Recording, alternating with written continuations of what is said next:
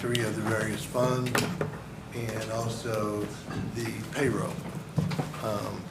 We're not going to go through all those in detail, but we would be glad to answer questions after we get through with this presentation. And there's a lot of moving parts. Is it my eyesight or is that focus off? That's a little off. It's a little off, that's what I'm thinking. It's pretty blurry. So maybe I had, Yes, I got eyes are going shot. I'm gonna have to go to Facebook so I can. I got this. There it is. That's better. Jeez. I thought it was man. So now it's blurry to Justin. Yeah, Justin can see it better. of course, tonight is our budget workshop, highlight in yellow. Next Friday, Friday this week, Friday and next week on the 12th is our annual city council retreat, and it will be at Meridian Technology, South Campus this time from 9 to 4.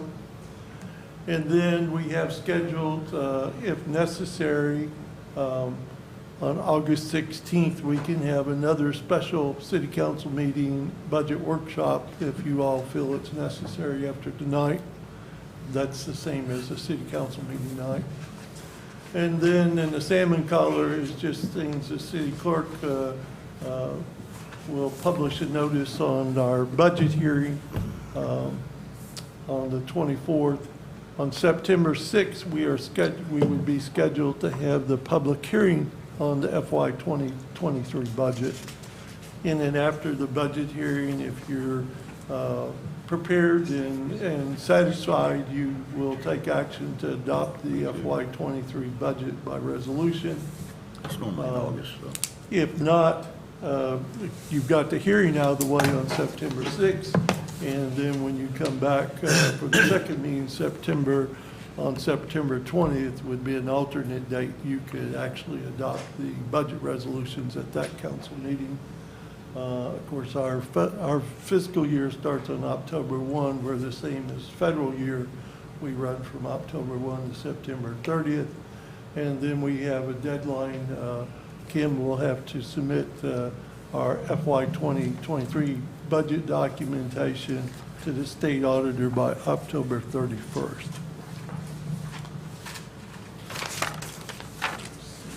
I must have missed the email on the retreat. I did too.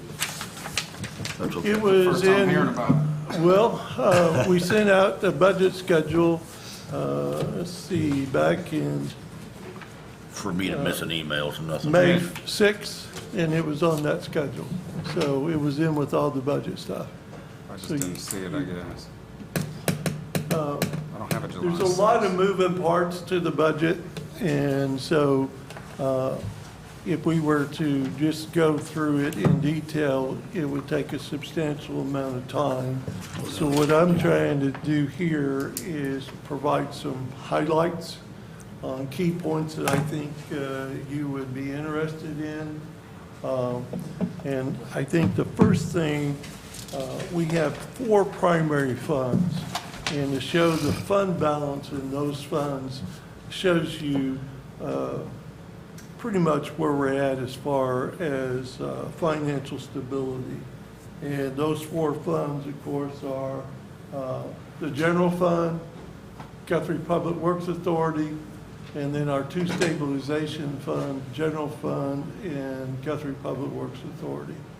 And if you look at the budget sheets, it shows you what the fund balance at the end of each year. So in FY 20, that's the fund balance of those 4 funds combined, 5.5 million. And it wasn't, but 5 years ago, the beginning or ending funding balance of the general fund was only about 350,000. So we've kind of come a long way over the last 5 or 6 years. And then FY 21, you'll see general fund went down some, and over here is a schedule of the primary budget transfers we made. And a lot of the reason for shuffling money out of the balance of the general fund, we were applying and still apply for a lot of loans through the, I call it Farmers Home Administration still, USDA. And USDA looks at the balance of your general fund. And so we got turned down on a grant because we had too much money in the general fund. They don't look at all the other funds. So we appealed that one, and they agreed because we had gotten so much CARES Act money because of COVID and stuff, that that's one of the reasons why our general fund had such a healthy balance. Well, in order to be eligible, we moved COVID money we created a capital equipment fund, and money that was in the general fund for buying equipment, we moved over there. We moved some of the COVID, ARPA money and the CARES Act money into the stabilization fund so it could sit over there till we needed it rather than sit in the general fund. So that's primarily the reason why it went down, was it was strategic on our part to move it to other funds in order to remain eligible for USDA grants. In FY '23, we are proposing that there will be an overlap of the city manager position if we bring the replacement city manager on in January. Potentially with my vacation hours, and that overlap is about $75,500. That is a one-time expenditure. You won't have two city managers every year. So we are taking that $75,000 out of fund balance. And that's why, if you look, though, it went down from FY '22 to FY '23. In the Guthrie Public Works Authority, footnote number 3, 2 one-time expenditures that we're going to propose taken out of the fund balance of the Guthrie Public Works Authority is a one-time expenditure for holiday lighting. And we are approaching OG&E and others about participating with us. We anticipate that's going to be about $100,000 to put new holiday lighting in downtown, which we think will add to tourism and retail sales as part of the Christmas event that we have. And we're also exploring to see if those LED lighting, we can change colors so we could use it at other times of years. So when you have other holidays or special events, you could do a color scheme applicable to lighting downtown for those particular holidays. Red, white, blue, July 4th. The other item is temporary, a 2-year approach, and we're taking $100,000 and out of the Guthrie Public Works Authority fund balance this year and next year, and then we're moving another $100,000 from the general fund or GPWA operating fund to give us $200,000 to add 3 firefighters or EMTs. And I'll explain it more, but what we're doing is we're providing that funding for a 2-year period so that we can put those 3 additional EMTs in position. During that 2-year period, we will be working with the county and the state to explore other funding options to permanently fund those 3 positions. If after 2 years we don't have permanent funding, then we can't continue to fund them out of fund balance forever.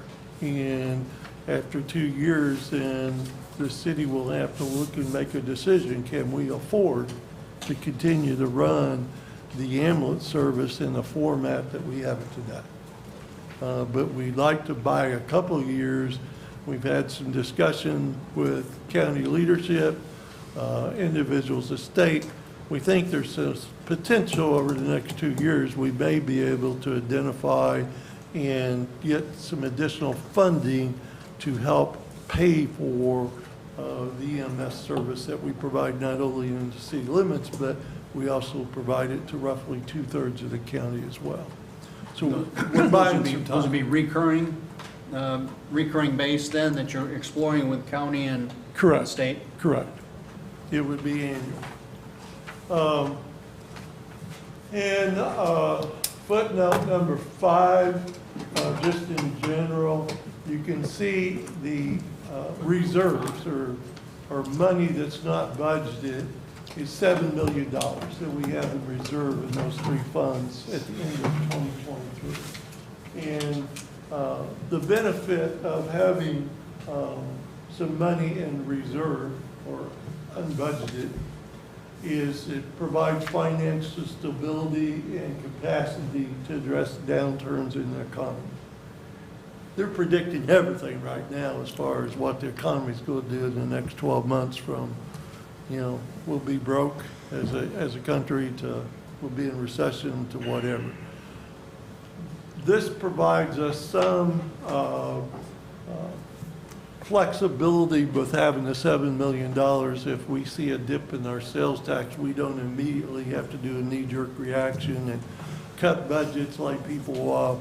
We've got money that we can draw from to systematically make decisions once we know what's going to happen. And everybody knows that with the influx of all the federal money the last couple of years, when that money disappears, the economy's going to adjust in some way. No question. How serious it adjusts, nobody knows. The other benefit of having this large a reserve is potential matching funds for grant opportunities. A lot of our matching money comes out of CIP, the 3/4 cent sales tax, and other funding opportunities. But if we had a opportunity for a grant that was very meaningful to our community, we could pool money from there to match that grant. And then the third thing is because we have limited resources in our operating budget. If we have $1 million of revenue and we have $1 million of expenses, we may have $2 million of projected needs, but we can only spend $1 million because that's our new revenue. But because we're operating lean because of that, if we were to have a major equipment repair that was unforeseen or something, we can always come back and budget some of that fund balance if we needed to have a major expense like a piece of equipment broke that wasn't in the budget. So it does provide us some flexibility to have those funds in the budget.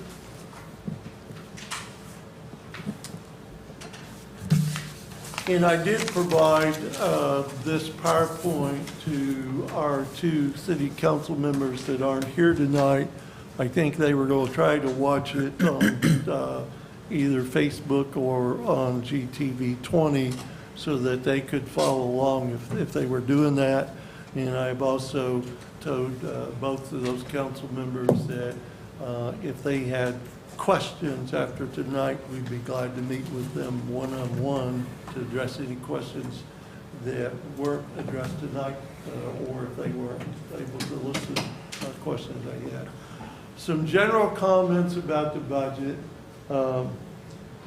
If we project a 5% growth in our sales tax, and we were anywhere from 4 to 8%, and so we projected 5%. So that's $317,000 of new money in the general fund in FY23. Well, that doesn't go very far when you look at some of the expenses we have, but clearly general fund expenses cannot grow faster than the general fund revenue. We saw that in 2017.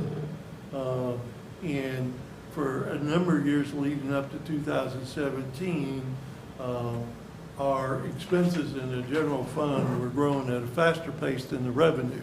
And then there was funds taken from Public Works Authority to make up the difference, and then, of course, that depletes the Public Works Authority, depletes your reserves. We don't want to get back into that situation. So we have to try to live with the revenue we have each year and not spend one-time money or reserve money on operating expenses. From that increase, and there's some other increases too, but that's a major increase in revenue. Built into the FY23 is a 2% cost of living adjustment for all employees.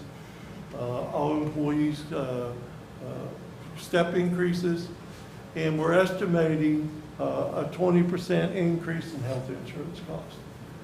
Last year, we estimated a certain amount, and it was a little bit less. So when you compare the budget of last year and this on health insurance costs, it won't mathematically be 20% because we ended up with less than what we budgeted last year. And we're hoping that we end up with a little bit less than 20% when we get all the quotes in, but we budgeted for a 20% increase.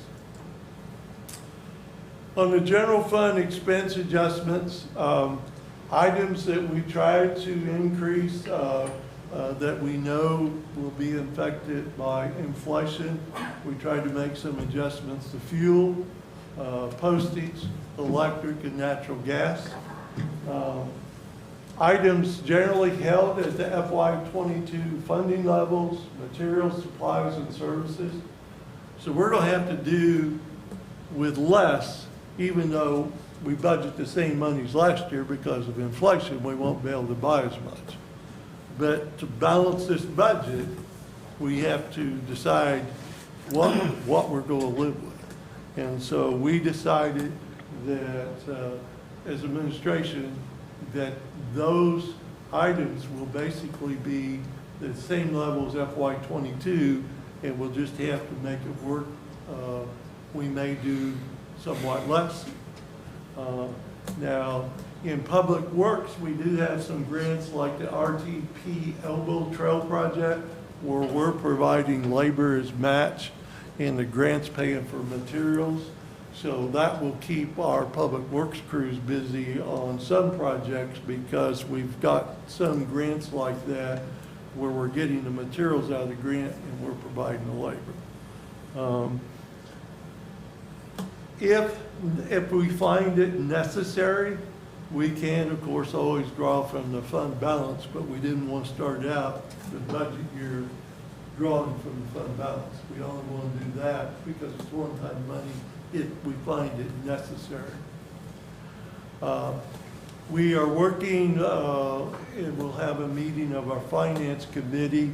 We'll be presenting a resolution to amend the trash rates. And if we go back to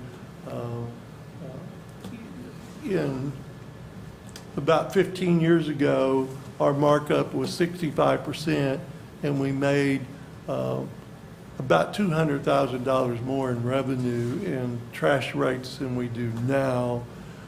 To make the same $200,000, it looks like all we'd have to do is do a 50% markup, and that's not a 50% markup of what our customers currently pay. That's a 50% markup on what Waste Connection charges us, not to confuse it, and that'll be clear. But of that additional $200,000 of revenue that would be generated by that resolution, if it's passed, $100,000 will be transferred annually to the general fund, and we're funding an additional equipment operator for the Parks Department. And we'll do that every year going forward. And with adding trails and adding additional workload to our Parks Department, we felt that we needed to try to add at least one more equipment operator to Parks Department. And I think it's justified because in the transfer station with the limited staff there, we have to make up when that individual's gone. So we have people in the general fund working at the transfer station part of the year. And so this helps accommodate that. And then as we talked earlier, 100,000 of that money would be transferred in FY '23 and '24 to the fire fund to partially pay for the 3 additional EMTs. And then additionally, the other 100,000 for those 3 EMTs are coming out of the Guthrie Public Works Authority fund balance. As I indicated earlier, that's a 2-year stopgap measure to provide us an opportunity to pursue other funding that would be of a more permanent nature, that would be annual revenue. First year to identify it, put it in place, and then this, anytime, if you pass any kind of legislation, it takes a year for it to go into effect. Other one-time expenditures, some of them I've already pointed out, out of the general fund, budgeted fund balance, we're taking the $75,500 for the overlap of the city managers. Out of the general fund stabilization fund we've substantially, we're required to have $1 million in that fund, and we got 1.4 million. So we've authorized ordering 2 police cars, and we will pay for those because it's a one-time expenditure. We will transfer money from the general fund stabilization fund to the equipment fund for the 2 PD cars and used pickup for animal control. And then again, the 50,000 from the GPWA fund balance to equipment fund. Want to point out, back in 2016, there was a resolution adopted that in September of each year, based on the June CPI index, water and sewer rates are automatically adjusted. The CPI index this year was 9%. So in this budget, sewer and water rates will go up automatically based on that resolution for the bills that are mailed out on or about October 31st of each year. And our customers will see a 9% increase. And that's automatic, set up by that resolution. Leroy, question on the police vehicles. Yes. I thought a number of years ago when we had that challenge with a large number of police vehicles that were coming, their end of life was due or passed. I thought we had established a plan to replace so many on a routine basis every year.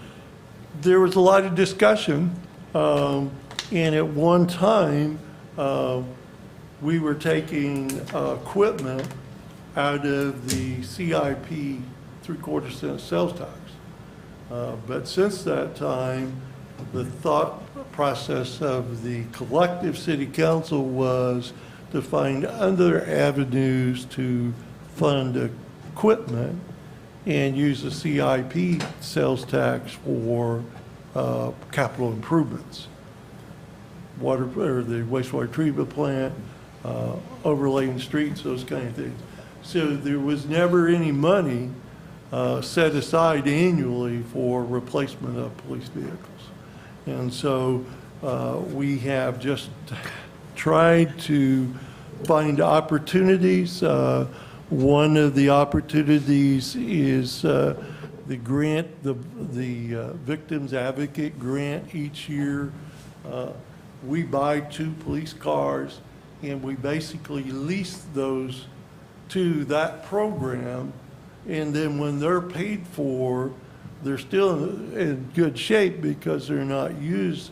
And so when we buy new cars for that program, then we're able to take those 2 cars and move them to the police department. So We've just had to find money at various locations, but there is no systematic plan. Okay, but in terms of a need, are we going to anticipate that we're going to have approximately a 2-car need to replace 2 cars every year? Well, if you do it systematically, yes, Okay, but that's not been built in. I understand. And I don't want to interrupt, but I remember Don standing up here, tried to get us to give him 2 more cars after we'd already given y'all cars, and fire department got their big truck and all that stuff. We spent a bunch of money on those 2 departments, and I was just, no, you can't have it right now. Nobody else had Yes. their piece of the pie yet, so. But yeah, that was at the 2-year point that you were asking for those cars. Yes.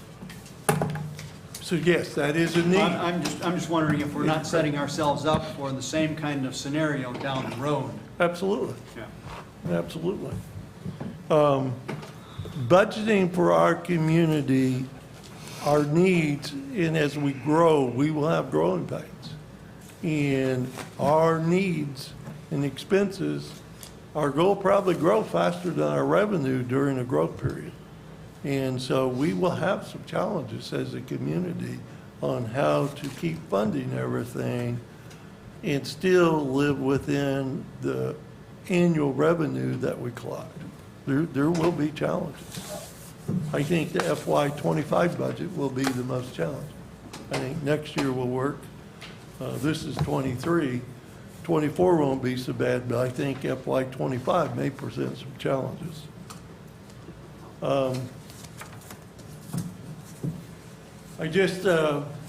This is just the highlight of the various funds, the general fund, to show you that our expenditures budgeted is $20,017,000. Our revenue is $20,019,000. So our revenue is about $2,000 more than what we're projecting as expenses. And that includes the $75,500 that we budgeted out of the fund balance for the overlapping city managers. Next one, Public Works Authority.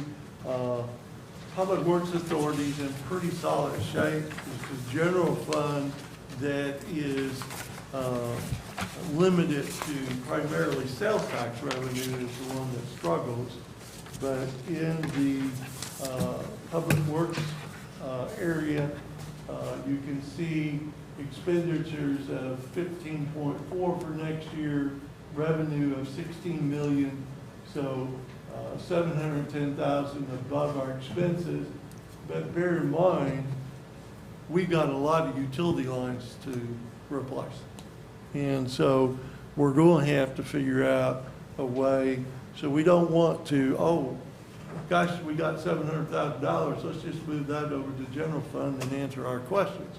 But if we do that, then we're not going to have fund to match grants and fund the replacement of sewer lines, water lines, other utility improvements, painting our water towers, those kind of things.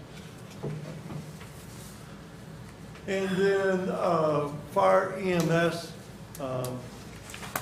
again, you can see the $200,000 that we put in temporarily for the next 2 years to fund the additional EMT positions. And what we do is just put in enough general fund money to balance that account once we look at our revenue and our expenses. And then just a new one this year, the sports field motel tax, is the increase in the motel tax. That will generate about $155,000 a year based on our projection. Our land and water conservation fund grant we got in 2021, we have finally been released to do a cultural resource study so that we can get the Section 106 environmental done on it. So in about 60 days, we'll be able to start the design documents to put that project out for bids. This is a list of what was in that, which was a scaled down version in order to do a $2 million application, because we thought the max grant we could get would be $1 million. Just a preliminary updated budget with inflation, it looks like that project would cost at least 2.4 now.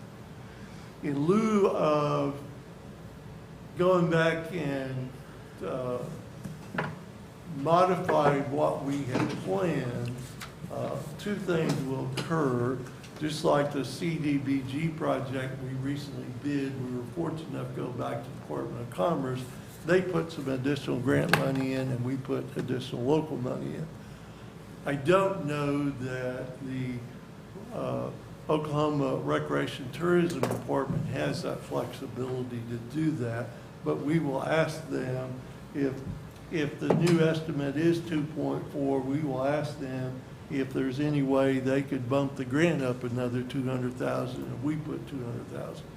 But if not, what we will probably do is propose, because this tax is for maintenance and improvements, we would propose that we use CIP money or other money that's set for other projects, go ahead and do this, and then replenish that 400,000 over the next couple of years out of the hotel tax that's designated for motel, or motel tax designated for sports. So that proposal will be coming to you probably as soon as we solidify the updated estimate. But just wanted to give you a heads up. I'd be glad to try to answer questions. Kim, I don't know if I can answer every question. I've been through all the line items in the budget, but you know, I'm getting a little old now, and I'm not sure that I remember every detail. But I try to answer any questions you have. Why would we not go ahead and just try to find the funding rather than do temporary? Because if we don't find something in 2 years, it's going to be pulling teeth to pull that money. So why would we not find it first and then hire? For the fire department? Yes.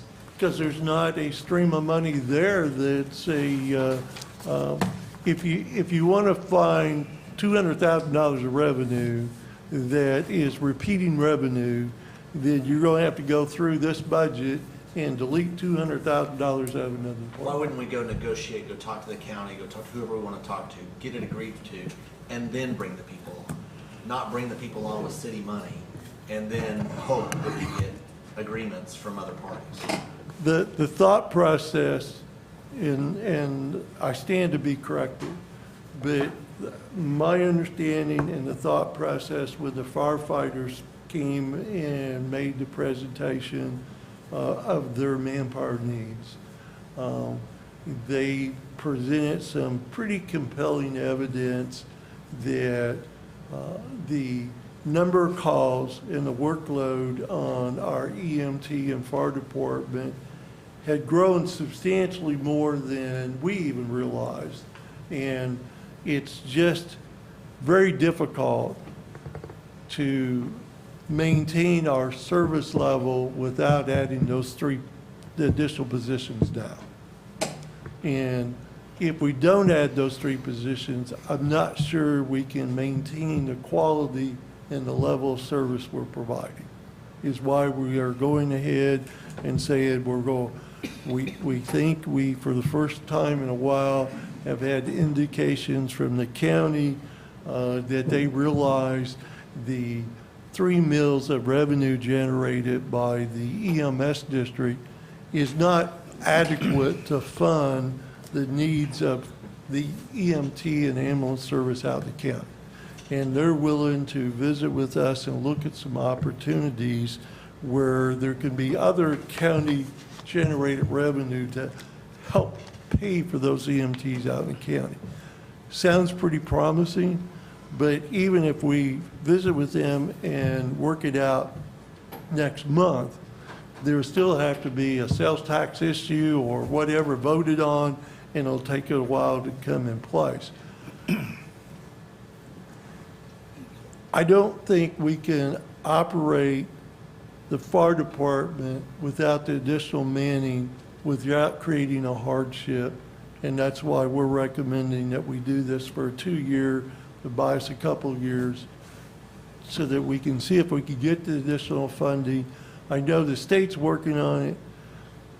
Every rural EMT district's in the same situation. And there have been cities that have done away with their EMT service. They no longer do it. And if we do away with our EMT service or change it where it's only city only, which I'm not sure is possible, but then the county has to contract with IMSA or one of the other services. The quality of service and the response times, you see on the news all the time about the response time at IMSA. I don't think that's a quality of service that our citizens want or desire. And so, you know, we've got a lot of reserves that we can afford to do this for 2 years, and it buys us time. But clearly, if we don't work something out 2 years from now, we're going to have to make a decision. Can we still afford to provide quality EMT service for 3/4 of the county and inside city limits? I don't know if I clearly answered your question, but that's my thought process. They need 9, not 3. They can't house 9. I get that, but that's what their proposal was. The 3, my understanding, is because they've already found them, the 3. They're out there ready to be hired, is that? We have, and my memory's a little faded, but I think we have 2 of the 3. Okay. But initially it was 3 that they had, but so there's at least 2 of the We- 3 we- that are ready to come on, because that's their conundrum trying to get these people hired, according to the fire department. But, you know, the county's gonna have to step up. I just think it's crazy. The city has needs, but yet we are bleeding to the county on I EMS know. services. So what's we've the put option The to- county before the city. So the option is to redraw the boundary for the ambulance, and how do you do that? City limits. They're already drawn If we for us. can. And I think they'll come up with the money. And even if we were to decide that today, we would have to give the EMS district notice, because the contract renews on October 1. So we'd need to do it at least a year, because we have to give them notice that we're no longer going to provide that service in that district. And so we'd almost have to do it for at least a year and give them notice that we're not going to renew in October of '24 for the next year. Are there some timelines that we have set to have a response from the county on this? It seems like we have, right now, we have the leverage. Leverage being, we eliminate service out of the county, which is a emotional and possibly illegal issue. That's difficult. Yeah, It would be. but do we have any kind of timeline? Legal obligation do we have to provide county with services? Well, we have an agreement with them right now, and we receive part of the funds from. Okay, county but if we let them know in October that a year from now, we've met our obligation, correct? However long that agreement is it a year agreement? Yes. Yeah. So we don't have any, I mean, we do it for you. I don't know that we want to have a perceived threat or leverage. I think that county leadership has acknowledged in some discussions that they understand that the funding vehicle in place, the 3 mills, is just not adequate. And they are willing to explore some opportunities to enhance that revenue stream so that we can continue to provide not only quality service inside city limits, but also out in the county as well. And it's your all's choice. I'm just presenting my plan, and of course, Councilman Long's presenting his ideals, and there's 6 more that vote, so I mean, you all will make the final decision, not me. I'm just presenting you my plan. I'd just like to see at least 1 ambulance in city limits at all times, because when I question them, sometimes there's not any here. I don't know how you do that when you're providing service to everybody. Well, that's why we need more money. I'm not, But I don't think we would Sure, do I a village can- without a vote of the people. can answer that question tonight. I think there's a call, you gotta go. I think there's a call, you gotta go. No, I understand that. I honestly don't know if you'd get a vote of the people in favor of it unless the people felt a hardship. Otherwise, why would they vote in favor of it?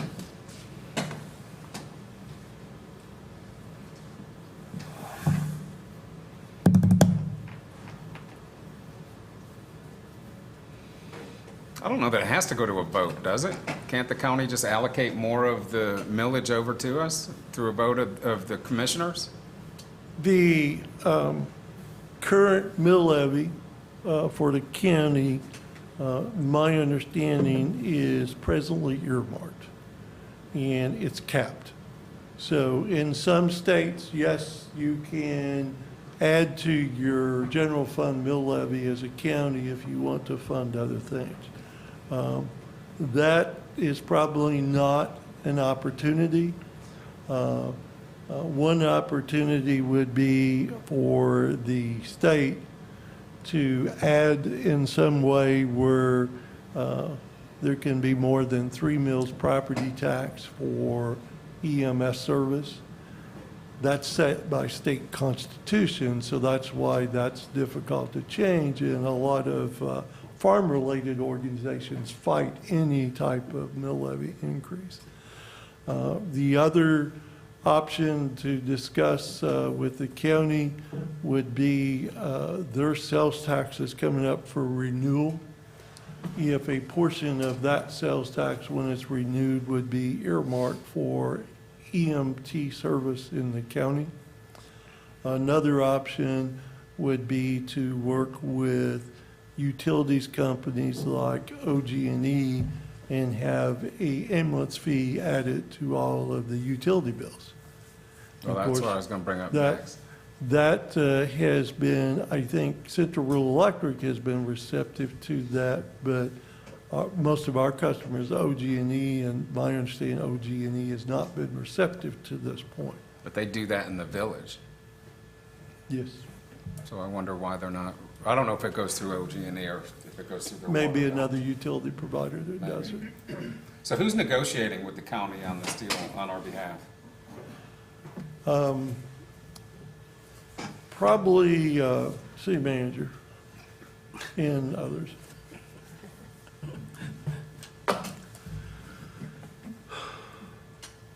But I'd be glad to hand it off. No, I'm just wondering, those are ongoing right now, I guess?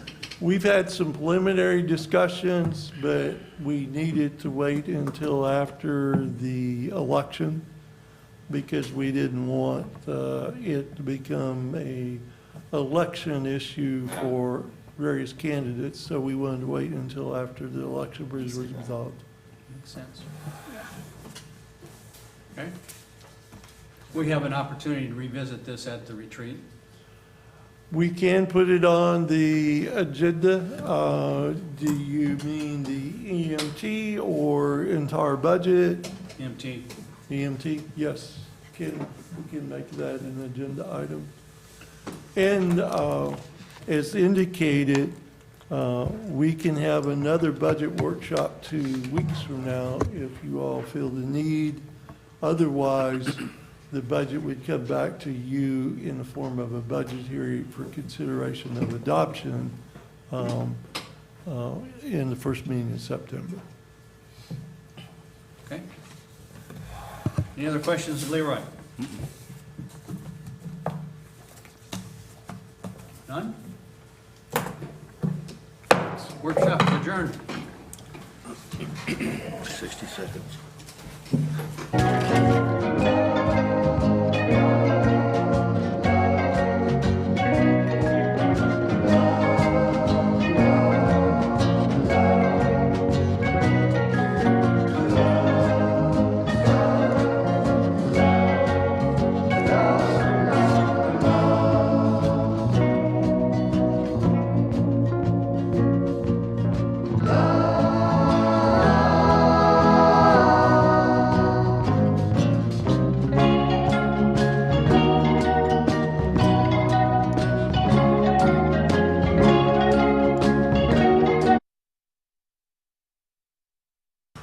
So moved.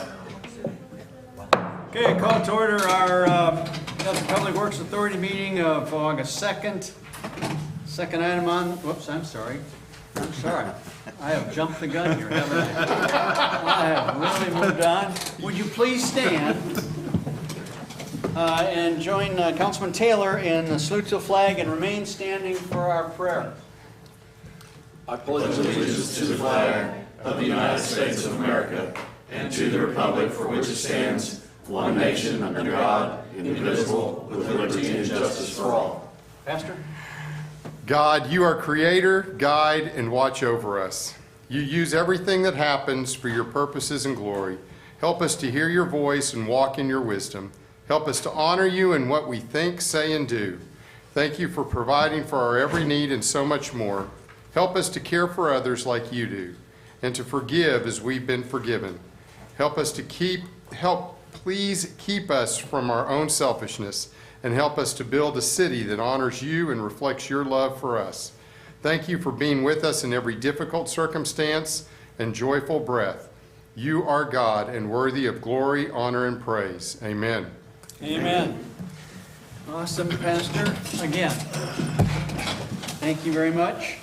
Now, I call to order our Guthrie Public Works Authority meeting of August 2nd. Second item on the agenda is public comments, community announcements, or recognitions. Do we have any? No, we do not. Third item is consent agenda items A and B. A is the approval of the minutes of July 19, 2022 Public Works Authority meeting, and B is the approval of the audit engagement letter with E. Frink and Associates to provide services for fiscal year 2022. I'll entertain a motion. So moved. Second. Have a motion and a second. Any other discussion? Submit your votes, please. All votes right? See the votes. Unanimous approval then of the consent agenda items by all council present. Item number 4, discussion and acceptance of the 2021 annual financial statements and independent auditors report. Kim, are you taking the lead on that? I will until we get Ann online. Ann Elfrink with Elfrink and Associates is going to present the audit, and we are going to connect with her via Zoom. Okay. Hello, can you hear me? Here we go. Yes. We can hear you. Okay, very good. Yes. Well, Honorable Mayor, members of the City Council, I'm pleased to present our audit of the financial statements for the City of Guthrie for the year ended September 30th, 2021. The entities we audited include the City of Guthrie and the blended component units, the City of Guthrie Public Works Authority, the City of Guthrie Industrial Development Authority, the Guthrie Public Transportation Authority and the Guthrie Transportation Authority are both inactive entities, so we're not included. Management is responsible for the preparation and fair presentation of these financial statements in accordance with the accounting principles generally accepted in the United States of America. This includes the design, implementation, and maintenance of internal control relevant to the preparation and fair presentation of financial statements that are free from material in the statement, whether due to fraud or error. We had 5 opinion units. Those included the governmental activities, which is basically your governmental funds aggregated and adjusted for an accrual basis of accounting and economic resources measurement. Basically, it treats capital assets, pension liabilities, and then your debt different than the fund level does. The second opinion unit is business line activities, and which is similar in the funds. They have the same measurement focus in both areas. And then each major fund, which includes the general fund and then the Guthrie Public Works Authority. The final opinion unit was the aggregate remaining fund information for your non-major funds. In all cases, all 5 opinion units, our opinion that the financial statements were fairly stated in keeping with accounting principles generally accepted in the United States is unmodified, which is a clean opinion. There were no changes in your financial statement presentation from the prior year as far as accounting, major accounting, implementation, etc. You had significant estimates in the financial statements. Those included the useful life of capital assets, which is an estimate and can vary from what your actual experience is. We, in addition, the net pension liability has a significant number of estimates that can vary, and as well as other post-employment benefits. And so these can vary. We have reviewed the key factors, assumptions used in each of these estimates and assumptions and determined that they're reasonable in relation to the financial statements taken as a whole. The financial statement disclosures are neutral, consistent, and clear. In accordance with government auditing standards, we have also issued a second report that's included in your financial statement area. We actually have 3 reports this year. So one was the opinion report, which I just covered. Now we're moving to the report that's required by governmental auditing standards. And we have issued our report on our consideration of the city's internal control for financial reporting and our test of its compliance with certain provisions of laws, regulations, contracts, and grant agreements, and other matters. The purpose of that report is to describe the scope of our testing and not to issue an opinion, however. The results of our testing disclose no deficiencies that are considered to be material to the financial statements or otherwise required to be reported as a finding. However, when we identify opportunities for improvement in areas we have selected for testing, we may communicate them to management either orally or in writing. Because the third report is because the city had more than $750,000 in expenditures of federal grant awards, a single audit was required under the uniform guidance. We identified 2 major programs. One was the capitalization grants Clean Water State Revolving Fund, and that was for the wastewater treatment plant improvements. For that particular, it's a loan, and you've started taking draws on that loan during this fiscal year. In starting that, the loan in total is 75% federal source and 25% state source. And we identify the federal portion and confirm that with OWE.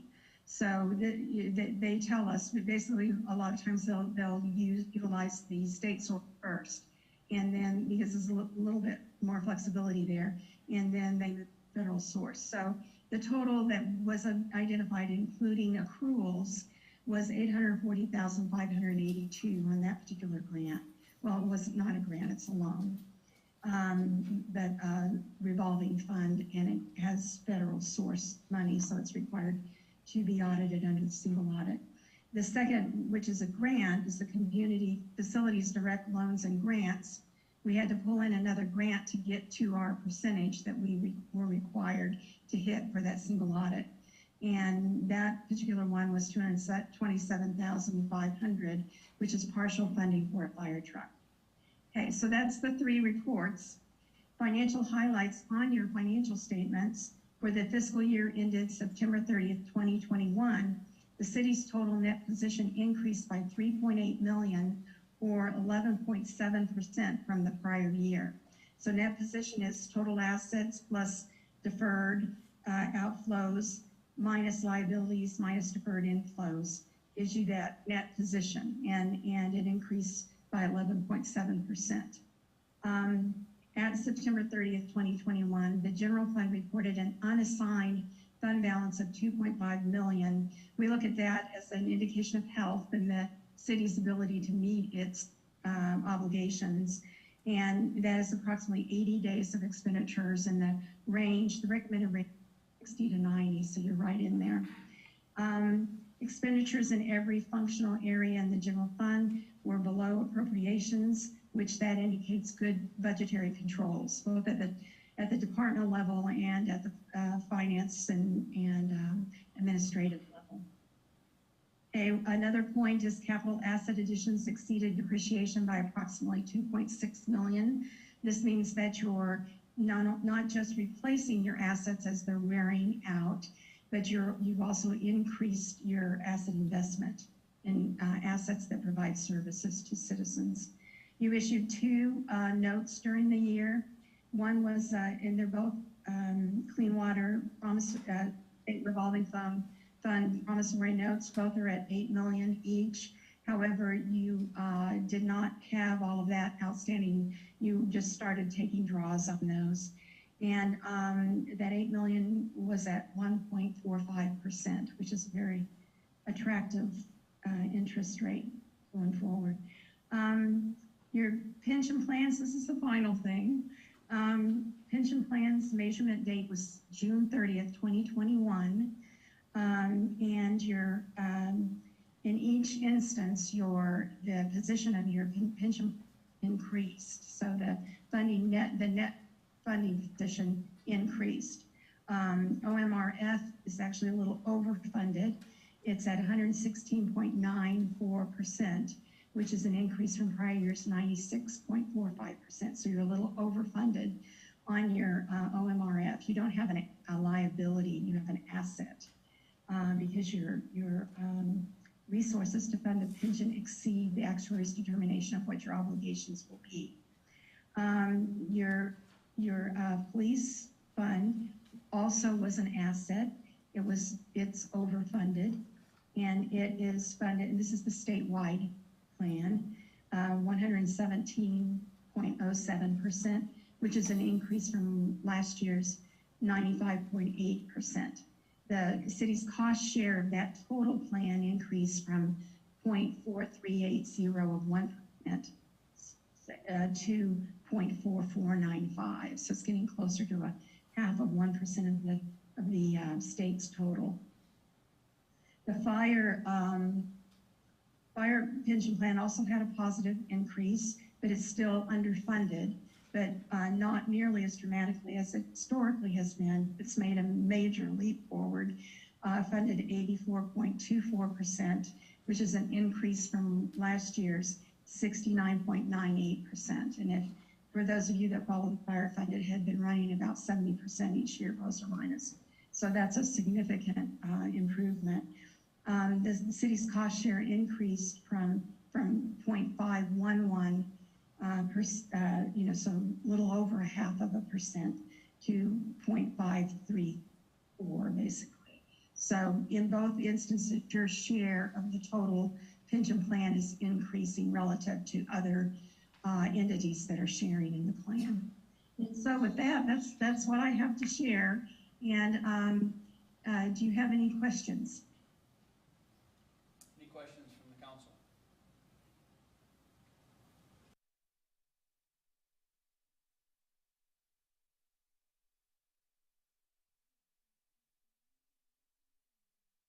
We were very impressed with your staff and your management of the city. We had excellent cooperation, and also had the feeling that there was a very accounting and accountability was very important to the city. So the environment that we engaged in, this was our first year to audit the city, and the environment was very strong in that area, very comfortable. Yeah, we think they're pretty great too. Any other comments or questions? Great job. I appreciate it. Good, good. Well, I'll entertain a motion then to accept the audit report as presented. So moved. A motion, is there a second? I have a motion and a second. Any other questions, discussion? Submit your votes. All votes are in. Let's see the votes. Unanimous approval of the audit as presented by the councilman present. Thank you very much for that presentation. We appreciate your efforts and your insights. Thank you. My pleasure. Item number 5, discussion and possible action to approve change order number 2 with Orr Construction for the sewer system improvement project. Leroy? Jenny? I can cover it real quick. It's pretty simple. It's just change order number 2 covers the cost of point repair required at the intersection of Noble and Blake, and this is part of our CMOM sewer replacement project. Any questions by the council? So moved. We have a motion then to approve change order number 2. Is there a second? Second. A motion and a second. Any other discussion? Submit your votes. All votes right. See the votes. Unanimous approval from those councilmen present to approve change order number 2. That being the last item on our agenda, Public Works Authority meeting is adjourned. Call to order our city council meeting of August 2nd. Second item is the consent agenda items A, B, and C. A is the approval of the minutes of July 19th city council meeting. B is the confirmation of the Public Works action on accepting the financial statement and audit report that we just received. C is confirmation of action on approving the audit engagement letter from EFRIC, with EFRIC and Associates for services for FY 2022. I'm sorry, there is a D on there. Consent item D is the approval of the fiscal year 2023 school resource officer agreement with the city of Guthrie and the Guthrie School District of Logan County. So moved. Have a motion, is there a second? Second. Have a motion and a second, any other discussion? Submit your votes. Right. All votes right. Let's see the votes. Unanimous approval of consent agenda items A, B, C, and D for approval. Item number 3, discussion and possible action to reappoint Jonathan McClinn and Carrie Ann Fryer to the Guthrie Housing Authority Board of Commissioners for a 3-year term through August 31st, 2025. You have that. That was submitted by the Guthrie Housing Authority Board, their recommendation. I'll entertain a motion. So moved. And a second? Second. Have a motion and a second. Any other discussion? Submit your votes. All votes right. See the votes. Unanimous approval then to approve the reappointment of Jonathan McClinn and Carrie Ann Fryer to the Guthrie Housing Authority Board through August 31st, 2025. Item number 4, discussion possible action to confirm the mayor's nomination of Dr. Kent Smith, Jr. for a 3-year term through June 30th of 2025 on the Guthrie Edmond Regional Airport Board. Entertain a motion. So moved. Is there a second? Second. A motion and a second. Any other discussion? Submit your votes. All votes right. See the votes. Unanimous approval then to confirm the nomination of Dr. Kent Smith for a 3-year term with the Guthrie Edmond Regional Airport Board. Item number 5, discussion and possible action to approve resolution number 2022-25, approving the process for approving of invoices related to the Community Development Block Grant Project. Leroy? This is something new for the Department of Commerce on our CDBG grant for the water line, water line replacement along division. It just sets up a process that you all will have to vote and approve each of the pay requests and expenditures, and this just establishes that procedure. Okay. So that, what that procedure will entail. So moved. Second. Motion in a second. Any other discussion? Submit your votes. All votes right. See the votes. Unanimous approval from all the councilmen present to approve the resolution 2022-25.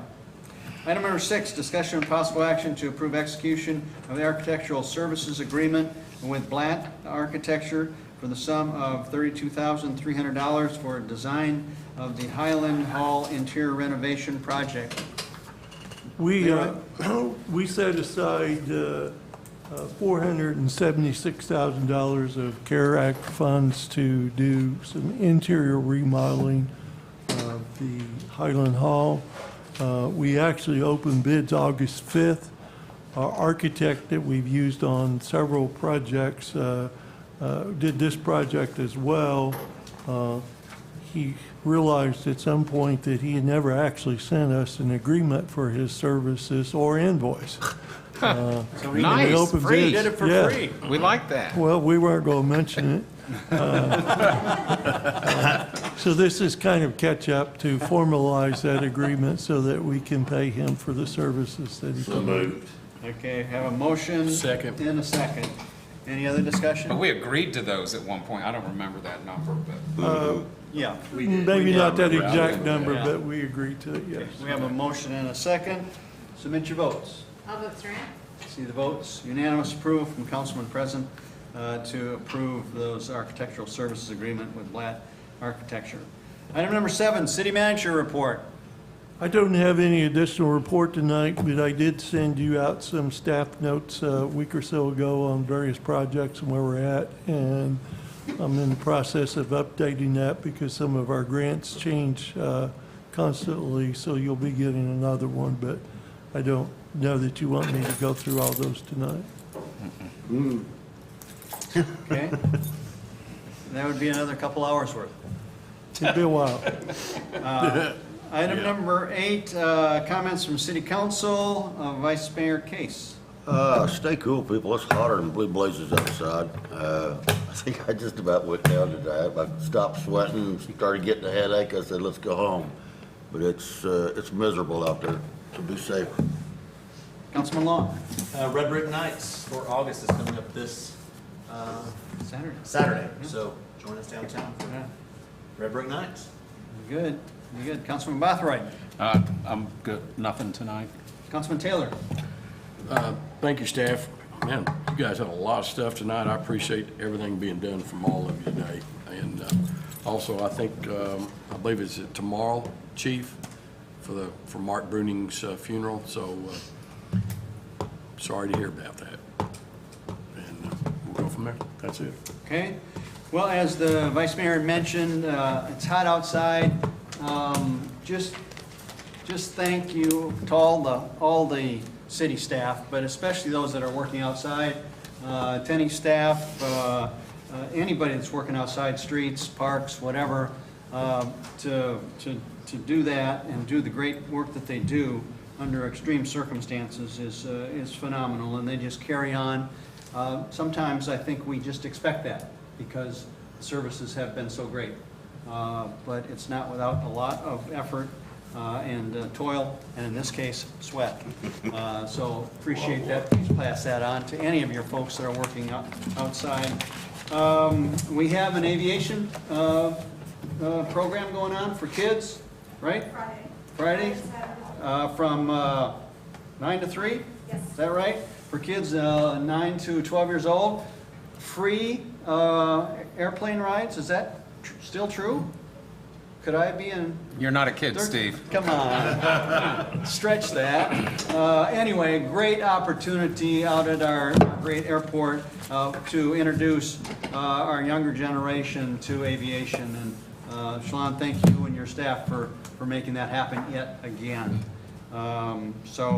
Leroy mentioned that he had shared with all the council a multiple-page listing of activities that are going on that the staff are engaged with. The number of grants that the staff is presenting and leveraging the city's money, I think is really phenomenal. And when you put it in the list as Leroy has done, is pretty amazing.